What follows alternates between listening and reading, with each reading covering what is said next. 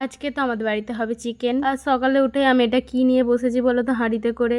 কেউ বলতে পারবে না এটা হচ্ছে মাথায় মাখার একটা জিনিস। তোমরা যদি জানতে চাও তাহলে আমি পরের ভিডিওতে দিয়ে দেব। আমার বর মিক্সারে গ্রাইন্ড করে দিয়েছিল, আমার ননদ আমাকে মাখিয়ে দিয়েছে, আমিও ননদকে মাখিয়ে দিয়েছি। এখানে সব আনাজ কোটা কমপ্লিট মাংসের জন্য। এখানে চাটনিও হয়ে গেছে, ফুল ভাজাও হচ্ছে, কুকার ফুল ভাজাও হয়ে গেছে, মাংসের আলু ভাজাও হয়ে গেছে, সব আমার ননদ ভেজে দিয়েছে। আর চিকেনটা আমি পাকাতে করবো, ওই জন্য ঠাঙা প্রথমে ভাতটা করে নিচ্ছিল। আর এই হচ্ছে চিকেন। আমার তো ভাত কমপ্লিট আর আমিও রান্না করতে বসে পড়েছি। তো তোমরা আমার রান্নার ভিডিওতে এত খারাপ খারাপ কমেন্ট করো। এবার আমি তেলটা অনেকটাই বেশি দিয়েছি, মাঝে মাঝে অনেক করে তেলও দিচ্ছিলাম। বলতে গেলে তেল খাওয়া বেশি ভালো নয়। তোমরা যদি এবার তেল বেশি খেতে চাও, আমি কম খাই, তো জ্ঞান দিয়ে লাভ নেই বাবা তোমাদেরকে, তোমরা আবার খারাপ ভাববে। তো প্রথমেই তো আমি কড়াইতে দারচিনি, এলাচ, লবঙ্গ দিয়ে দিয়েছিলাম। তারপরে পেঁয়াজ, টমেটো দিয়ে ভালো করে ভেজে নিয়ে তারপরে আমি রসুনটা দিয়ে দিয়েছিলাম। তারপরে ভালো করে কষিয়ে মশলাটা নুন, হলুদ, ঝাল পরিমাণ মতো দিয়ে ভালো করে কষিয়ে নিয়েছি। চিকেনটাও দিয়ে দিয়েছি। আর আমি চিকেনটা 3 থেকে 4 বার শুধু ঢাকনা দিয়ে আমি কষিয়েছি। কাশ্মীরি লঙ্কার গুঁড়ো দিয়েছি। অনেকক্ষণ কষানোর পরে আমাদের কষা কমপ্লিট। তারপরে ভেজে রাখা আলুটা দিয়ে ভালো করে নেড়ে চেড়ে জল ঢেলে দিয়েছি। জল ঢেলে দিয়ে আমি ঢাকনা দিয়ে দিয়েছি যাতে তাড়াতাড়ি সিদ্ধ হয়ে যায়। আর এখানে তো আমরা সবাই কষা খাচ্ছিলাম, আর সবাই তো আমার হাতের রান্না অনেক পছন্দ করে। চিকেন কষাটা অনেক সুন্দর হয়েছিল।